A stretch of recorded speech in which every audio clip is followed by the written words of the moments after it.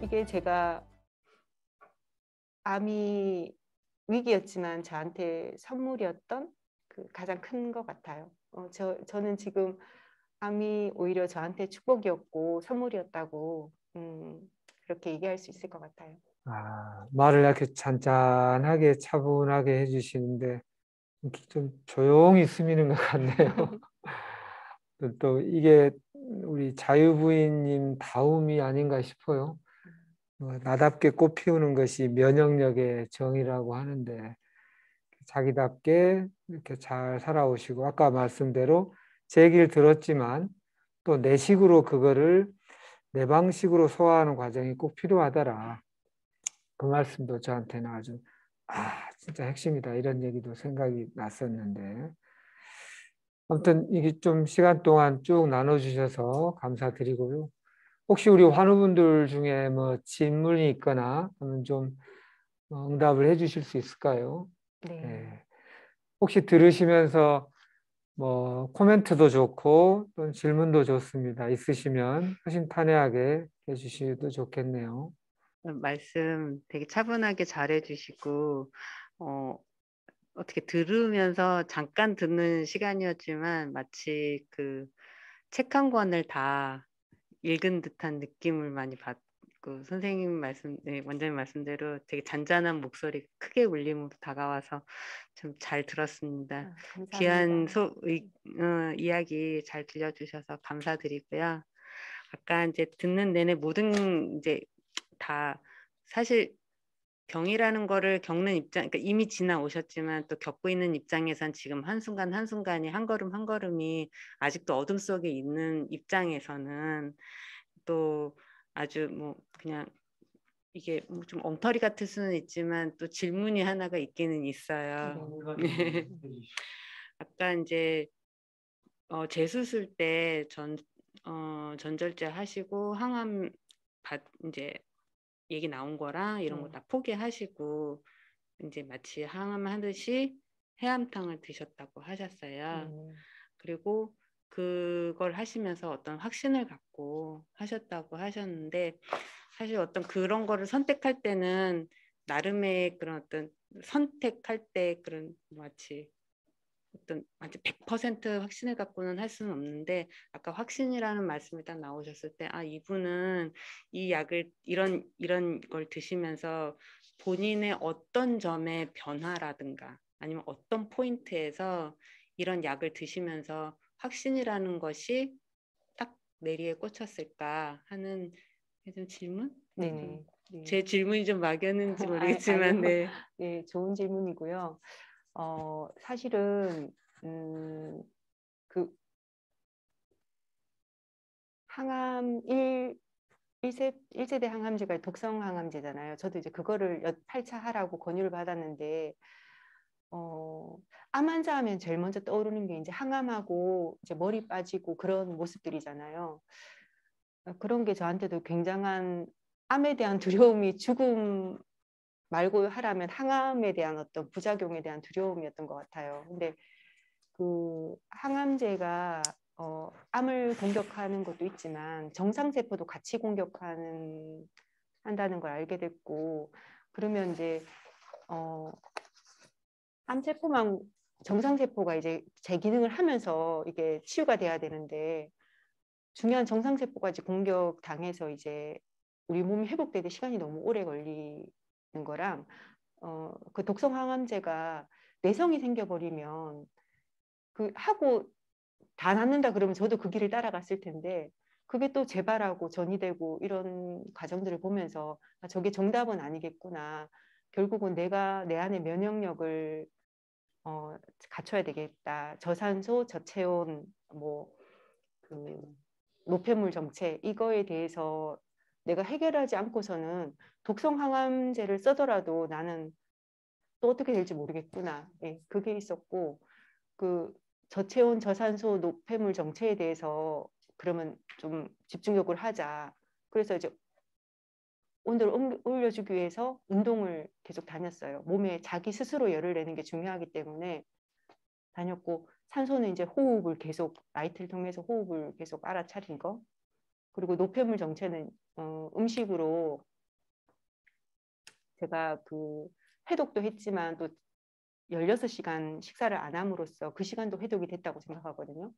그 해독 시간도 가졌고 또 해로운 음식을 끊고 이제 현미채식을 하다 보니까 그것도 이제 제가 제 밥상을 지킨 것 중에 하나고요. 그리고 노폐물이 음식인 뭐 몸 안에 몸이 가진 노폐물도 있는데 생각의 노폐물 이게 또 마음 공부라고 생각했어요. 그걸 해결할 수 있는 게 이제 알아차림이나 코칭이나 명상을 통해서 마음도 해독하고 생각도 자꾸 비우고 이러면 그 근본 치료가 되면 암이 살 수 없는 환경을 만들면 되는 거잖아요. 근데 암을 죽이기 위해서 정상세포를 다 같이 공격해 버리면 거기서 회복하는데 굉장한 시간이 걸린다는 걸 알게 됐어요. 그리고 아까 원장님도 말씀하셨다시피 우리 세포에는 다 이렇게 육모가 있어서 서로 소통을 해야 돼요, 세포끼리.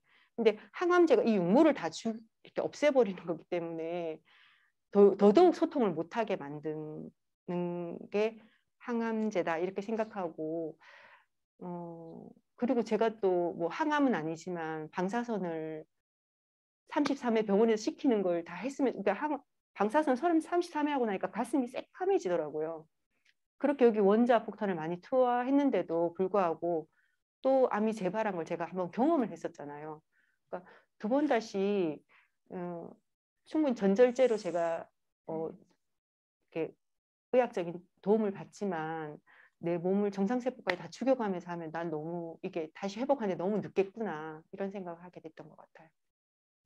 그렇지만 천연물 해암탕은 뭐 원장님이 여러 가지 논문도 쓰셨고 지금 그 임상암학회에서 계속 공부하고 계신 걸로 아는데 그런 천연물들이 복합 천연물들이 암세포와 이렇게 제가 원장님한테 또 그것도 한번 질문했었거든요. 제 해암탕엔 어떤 성분이냐고 하니까 원장님이 저랑 주파수를 맞추는 약이다 이렇게 말씀하셨는데 그게 또 굉장히 의미가 저한테는 또 있었어요. 주파수를 맞추느냐 그걸 어떻게 할 수 있지? 원장님이 천재이신가? 막 생각했는데 그 말이 저한테는 그 모든 유방암 환자인데도 그 원인이 다 다를 텐데 독성 항암제 한 가지로 모든 사람을 똑같이 치료한다는 거 뭔가 그걸로 다 낫진 누구한테는 그게 굉장히 맞겠지만 모든 사람한테 그게 적용되진 않겠다. 하지만 해암탕은 나한테 주파수를 맞춘 약이기 때문에 이건 난 도움을 받겠다. 그리고 일단은 그 부작용이 없었어요. 굉장히 편안하게 또 에너지가 생기는 네, 그런 느낌을 받았던 것 같아요. 네.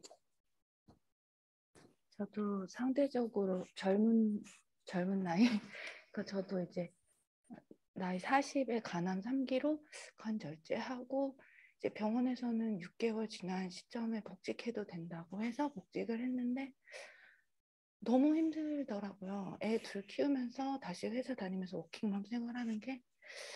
그래서 결국에는 3개월 다니다가 휴직을 했는데 다시 복직하셨었다고 하셨잖아요. 그 도시락 싸서 다니시면서 몇 년 정도 이렇게 근무를 하셨고 그때 어떻게 지내셨는지 그리고 지금은 안 다니시는지 그런 게 좀 궁금해요. 네, 제가 이렇게 해암에서 6개월 입원해 있다가 집에 퇴원해서 한동안 집에 쭉 있었는데 집에서 그 많은 시간을 있다고 해서 제가 시간을 잘 활용하는 게 아니라 오히려 좀 사람이 여유가 한가로우니까 그 생각들이 스물스물 그냥 쓸데없는 생각들이 계속 올라오는 저를 발견하게 됐었고 뭔가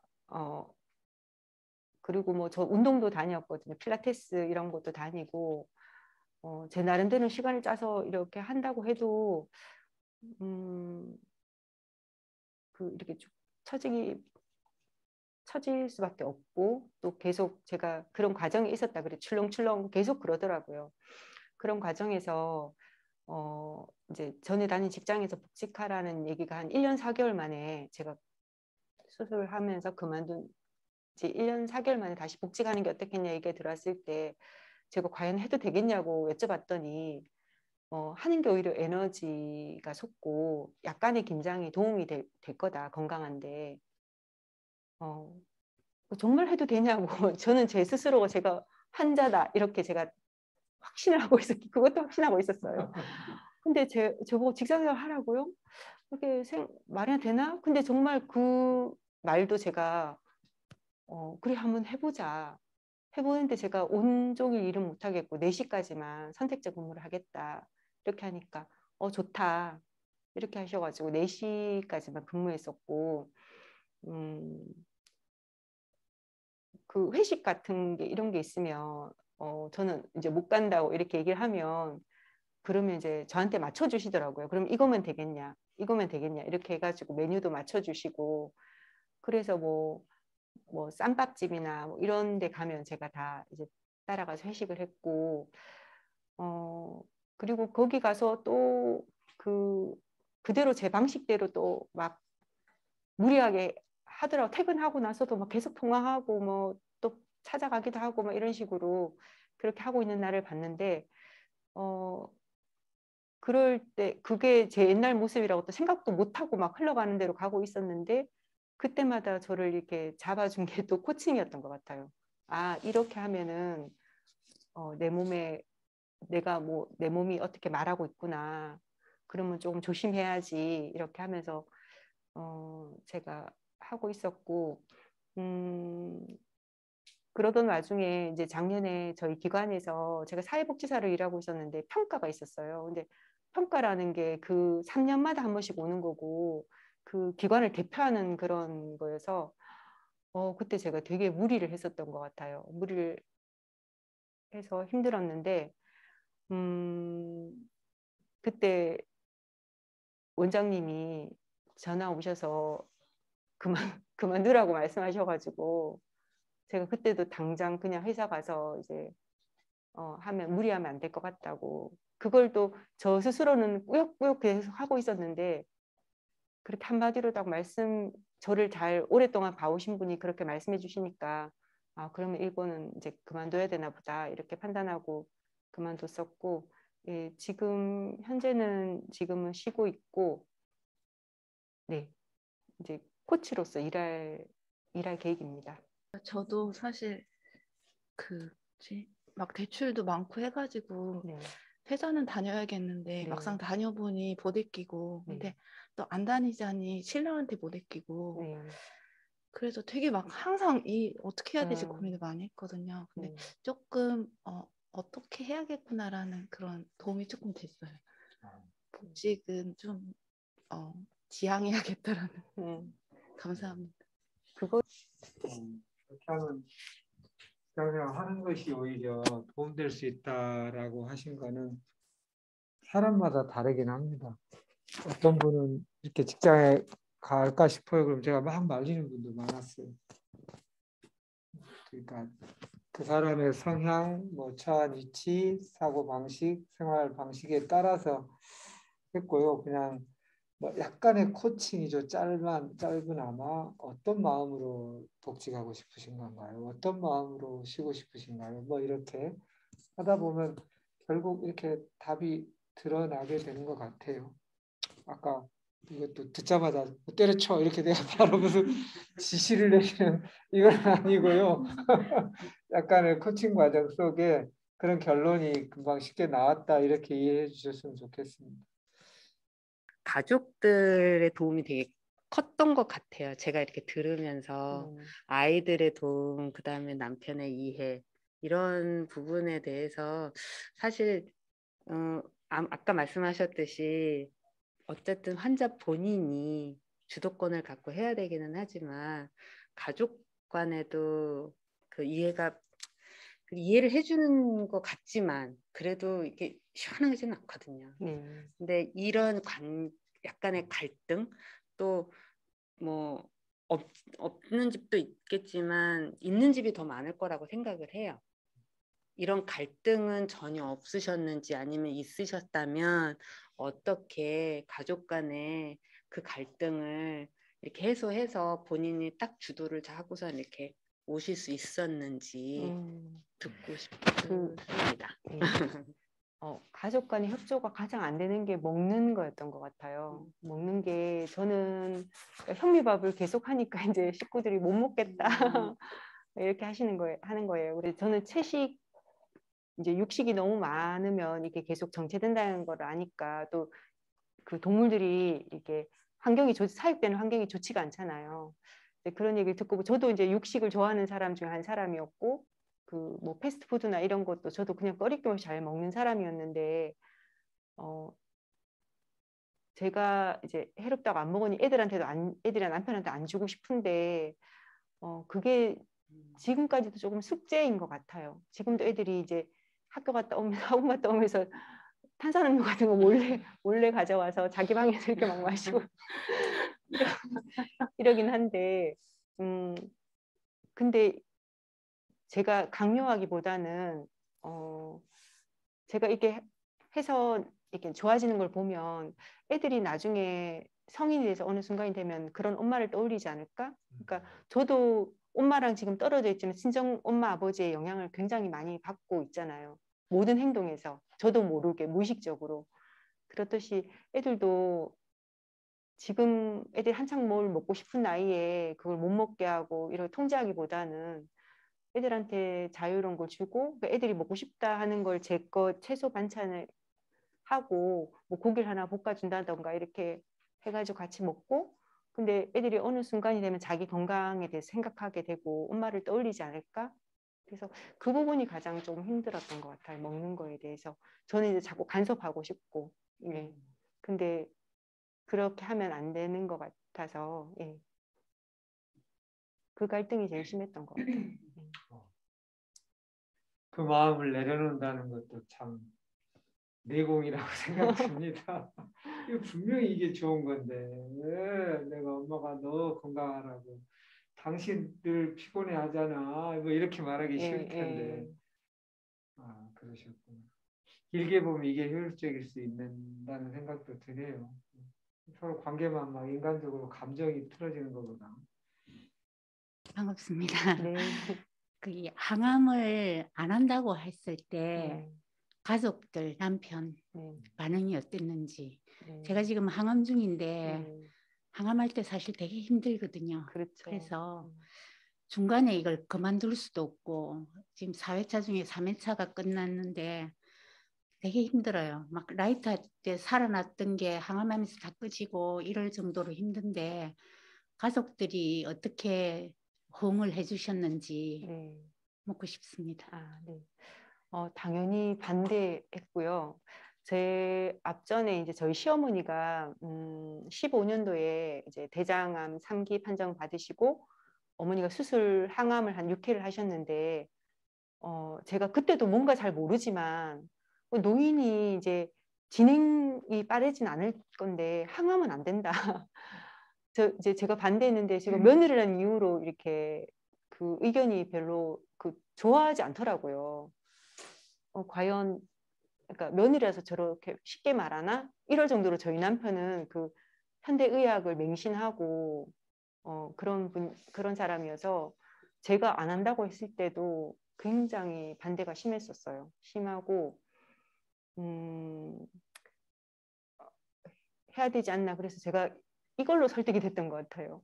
항암을 하면 8개월인데 여기 해암에서 하면 6개월 만에 집에 돌아갈 것이다. 이렇게 얘기하니까 기간이 단축되니까 남편이 이게 좀 플러스인가? 이렇게 생각했던 것 같아요. 그랬던 것 같고 근데 항암 끝나고 또 방사선까지 해야 되니까 진짜 한 1년 걸릴 거다. 그렇게 내가 집에 못 돌아가는 게 좋냐. 이렇게 했고 그 어머니가 안 좋아지신 거 봐라. 이렇게 해도 잘 그걸 안 받아들이더라고요. 정말 목숨이 달린 건데 병원에서 시키는 대로 해야지 이러면서 그랬던 것 같고 그 외로움도 있었지만 환우들 안에서 외로움이 굉장했었던 것 같아요. 그 같은 그 병원 안에서도 항암 안 하는 사람 저밖에 없었거든요. 근데 저한테 뭘 믿고 항암을 안 하냐. 그러니까 다수가 가는 길이잖아요. 근데 저 혼자만 안 다른 길로 갔던 거예요.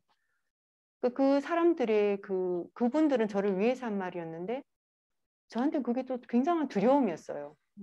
맞아. 그 길로 따라가면 쉬울 텐데 심리적으로는 쉬운 거죠. 쉬울 텐데 나는 왜 이 길을 선택했지? 그게 지독하게 외로웠고 그리고 그 방에서 이제 친해지면 같이 주말 되면 회식을 같이 나가야 하잖아요. 근데 저는 안 나갔어요. 그것도 되게 왕따 당하는 느낌이었어요. 그러니까 저 스스로 제가 왕따를 당했는데도 그것도 굉장히 힘들었어요. 너무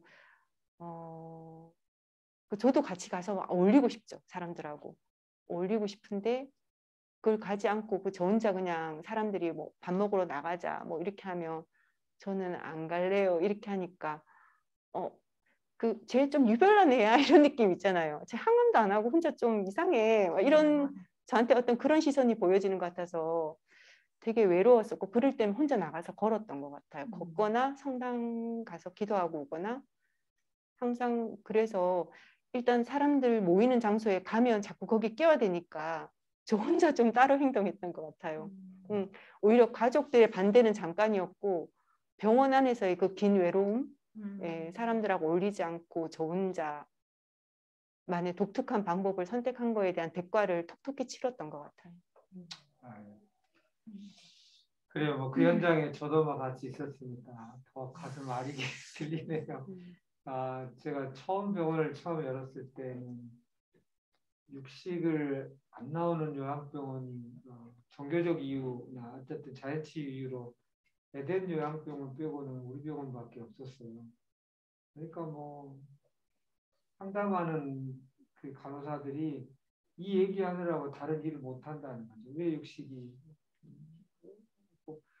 너무 힘들었어요. 근데 이제 아까 같이 이렇게 항암 안 하고 뭐 이런 것이 일반론이 아니다 보니까 힘들었을 것 같네요.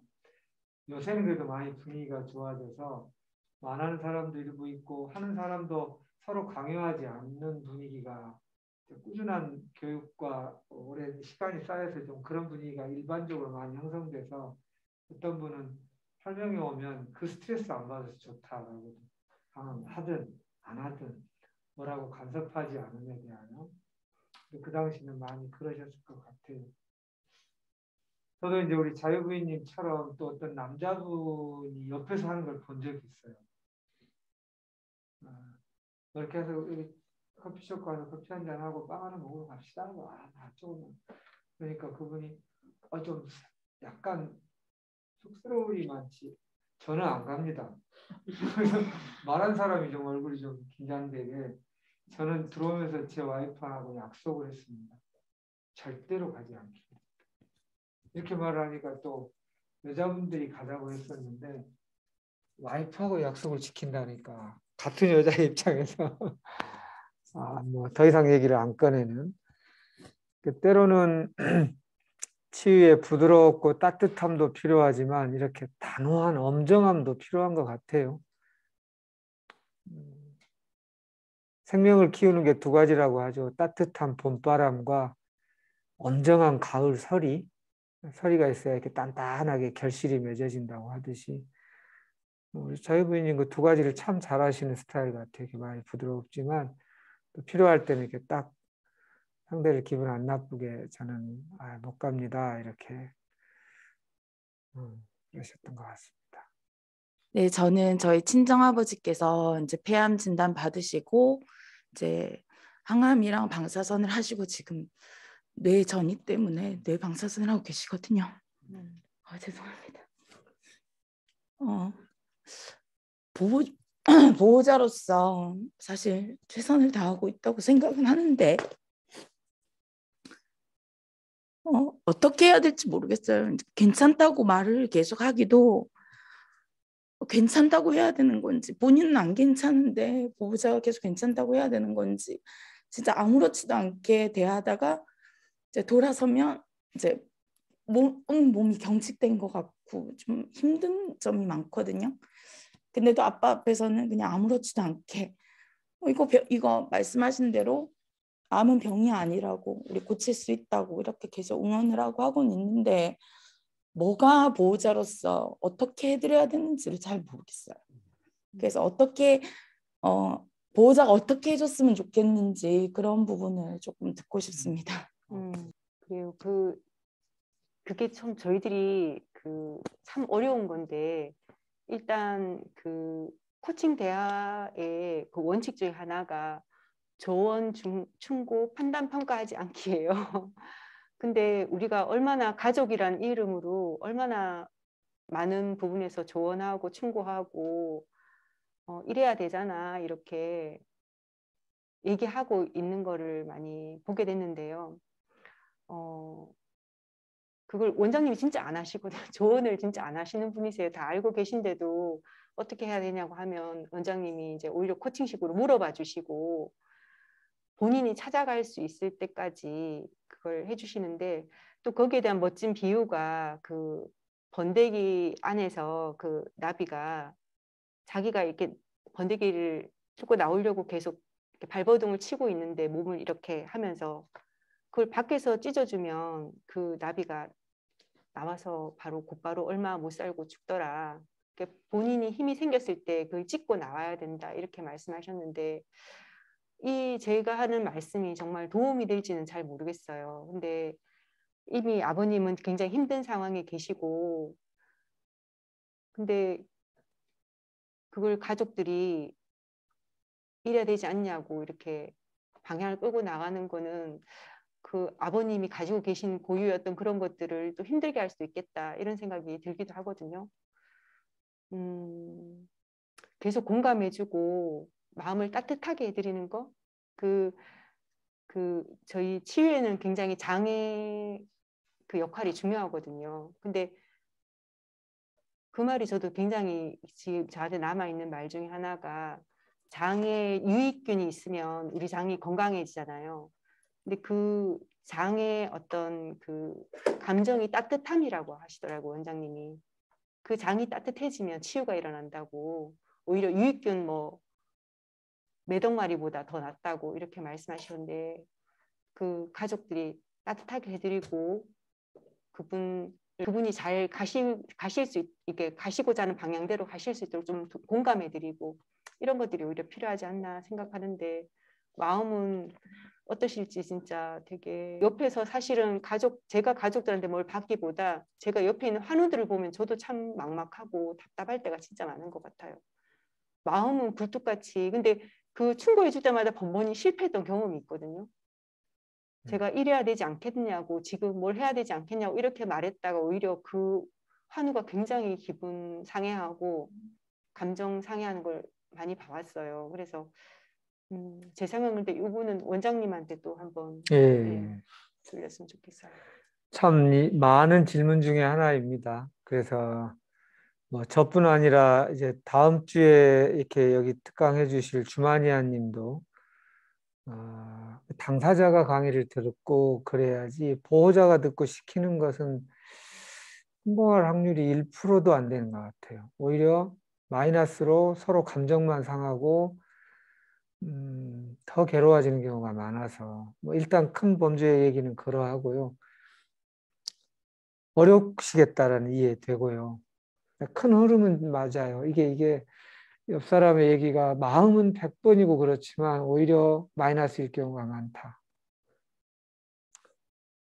나중에 우리 여기 심심통합 코칭 보호자가 꼭 좀 참석하셨으면 좋겠어요. 돕고자 하는 그 열정을 효과적으로 전달하는 법, 또 환자가 나한테 이렇게 불평하고 요청하는 것을 효과적으로 이해하는 법이 그 안에 들어있거든요. 그러셨으면 좋겠습니다. 오늘 후성유전학 심화 강좌인데, 이 내용들이 사실 다 후성유전학에서 다루는 중요 주제입니다.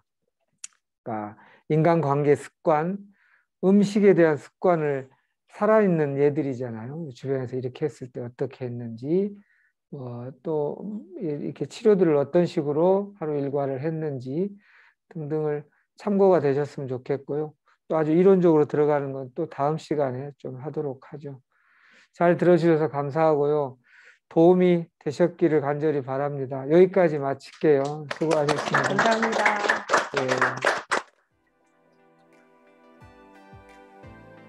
그리고 이제 우리 자유부인님이 아까 그런 비전을 세우셔서 앞으로